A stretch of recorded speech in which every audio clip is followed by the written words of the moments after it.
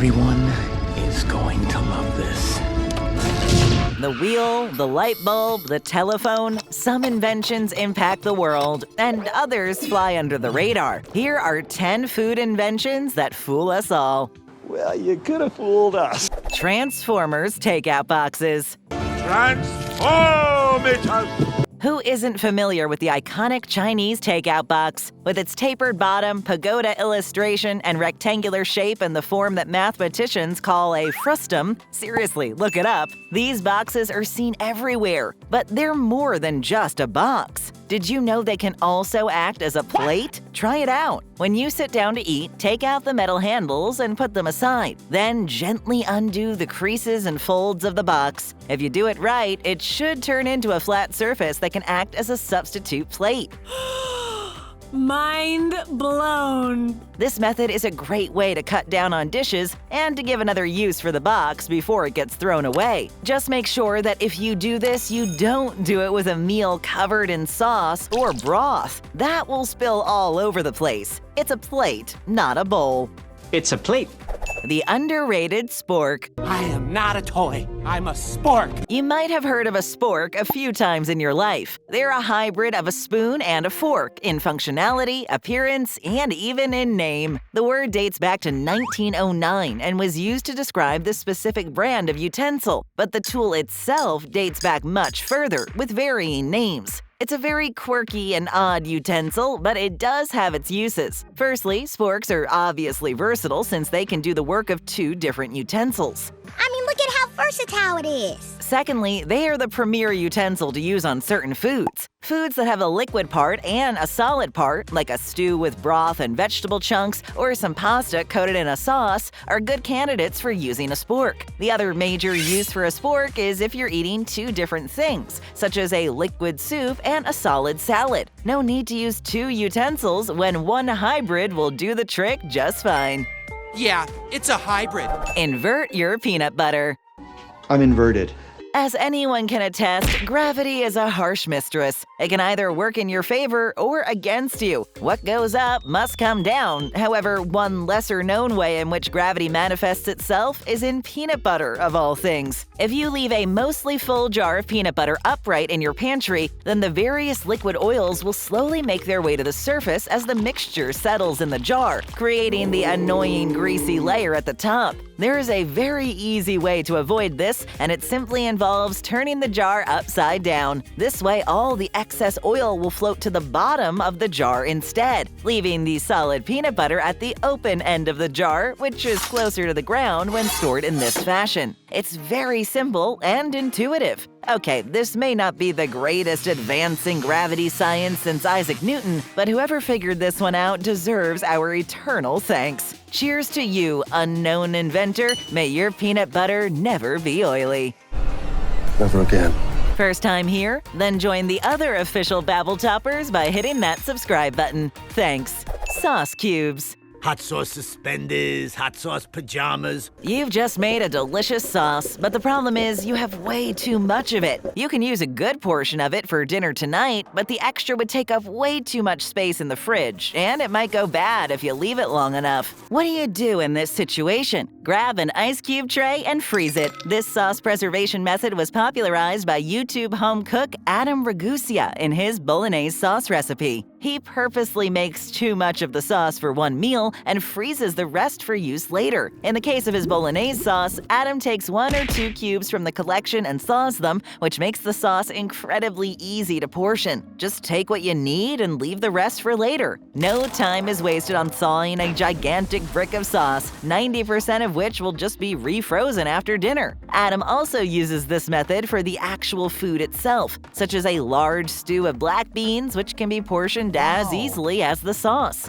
The ice cube tray method is an ingenious way to store frozen food, and it works like a charm. Works like a charm. Float your eggs. Stop moving! It's happened to all of us. You go to grab some eggs, but you're unsure if they're still good or not. They're past the expiration date, but just barely. You can't tell just from looking at them, and you don't want to risk the smell if you crack them open and have the stench of sulfur stink up your home. Or worse, potentially poison you if you put them into your food. But you also don't want to risk the chance of you throwing out and wasting a perfectly good egg. So what do? How do you solve this dilemma? Put them in water. In regular tap water, a good egg will sink while a rotten egg will float. If the egg sinks but stands up vertically on its end, it is still good to eat, but it will go bad soon. Use those ones first. Why does this work? It's because of the properties of the eggshell. The shell has thousands of tiny pores, like a sponge. When the egg is first laid, it is 100% full with no air inside. Over time, the water in the egg leaks out through the pores and evaporates, leaving behind an air pocket. This is what causes an old, bad egg to float, like the ballast in a submarine. This is also why an egg on the verge of going bad will sometimes stand up. The air pocket is there, but it's not big enough to fully counteract the weight of the egg. I don't remember this from physics class. I don't really remember. Why not eat the plate?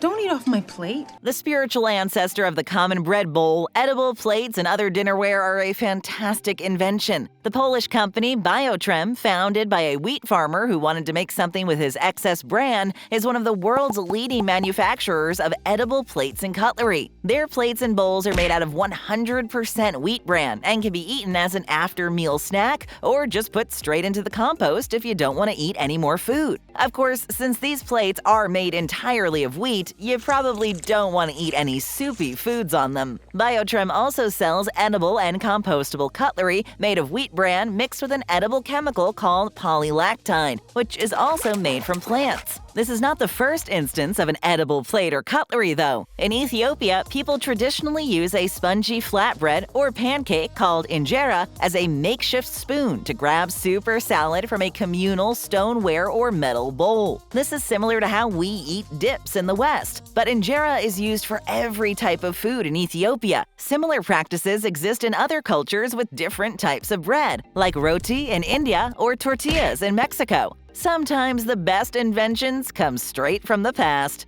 The appropriate question is, where in the hell are they? Put your bread where your brown sugar is. Your bread is underproofed. Grandparents the world over have known about this one for ages. If you have trouble with your brown sugar clumping, there is a very easy fix. Just put a piece of bread in the bag with it. This bread will exude some moisture into the bag. This stops the brown sugar from clumping, which happens when it dries out. Brown sugar is essentially just white sugar plus molasses, and the notoriously sticky substance that is molasses will dry out eventually if it's exposed to outside air, and this will cause the clumps. This is an incredibly simple thing to do that makes a world of difference. And if you're one of the people who doesn't like to eat the end part of the bread loaf, also known as the heel, then this method will save you from throwing it in the garbage. If you're gluten intolerant or don't eat bread for whatever reason, then you can use another somewhat moist item like a vegetable slice. Just make sure that whatever you put in the bag doesn't get moldy. That will ruin the whole thing. And if the bread or other item becomes fully stale and rock hard before the sugar is used up,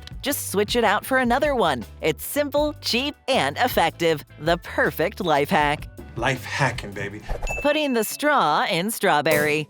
What are you doing now? Making a straw. The straw in strawberry has nothing to do with the tubes you use to suck liquid through, but that doesn't mean that you can't use a straw on a strawberry. Not to suck strawberry juice through, but to hull it. It's not clear who first developed this life hack, but it is a good one to keep in mind next time you want to have some of the lovely red fruit on a nice summer day. To perform this little trick, just place one end of the straw up against the conical bottom of the berry and impale it through to the top. The stem and leaves should just pop off. It's like an apple corer, but on a much smaller scale. Keep in mind that this method works best with reusable rigid straws since they're less likely to bend or tear. And don't even think about using this with a paper straw. That will just make soggy strawberry-flavored paper. Metal works the best for this, but plastic and other materials can work in a pinch. Just remember that you're putting lots of force into the end of it. Don't hurt yourself. You only want to put a hole in the strawberry, not yourself. Whoa, just take it easy, man.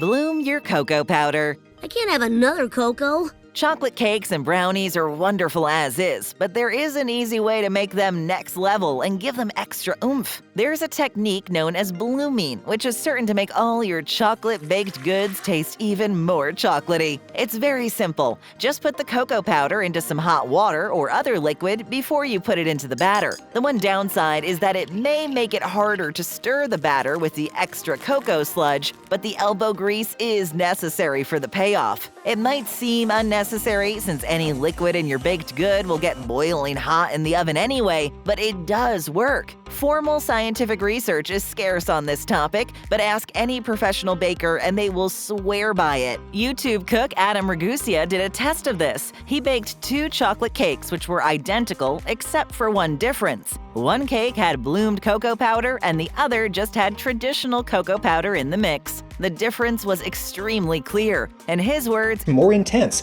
deeper, more chocolatey. Try it yourself next time you bake something chocolate, and you'll be the next convert to the blooming side. Round pizza, square pan. For every square. There is a round? Geometry is another one of those subjects in school you may have zoned out on. When would calculating the areas of rectangles and circles be useful in daily life? Well, here's a great way to use those skills you learned that would satisfy both your math teacher and your cooking teacher. Let's say you're trying to cook 2 pizzas at once. Either frozen or freshly made, they will likely be in a circle shape unless you're doing something a bit fancy. But shock and horror, they don't fit. Here's an easy way to solve this problem. Cut one of the pizzas in half. You're going to cut it eventually anyway. Why not do it before you cook? Placing 2 semicircles on either side of the circular piece will form a rectangular box, which should fit in your oven. If that doesn't work, cut more. Cut it into quarters, maybe even eighths. Play with this method and see how small you can make the bounding box of your 2 pizza circles. This method will also make the pizza much crispier with more perimeter exposed directly to the heat. Of course, you don't have to dice your pizzas into pieces the size of a piece of shredded cheese. Just do it enough to make it fit in the oven. Just figure out the optimal cuts for your pizza crust sizes and your oven, either via pen and paper mathematical calculations or good old trial and error, and have at it. Your math teacher would be so proud. I'm proud of you. I'm so proud of you. Stick around and tap or click another great video. Hit that subscribe button and ring that bell to join our notification squad.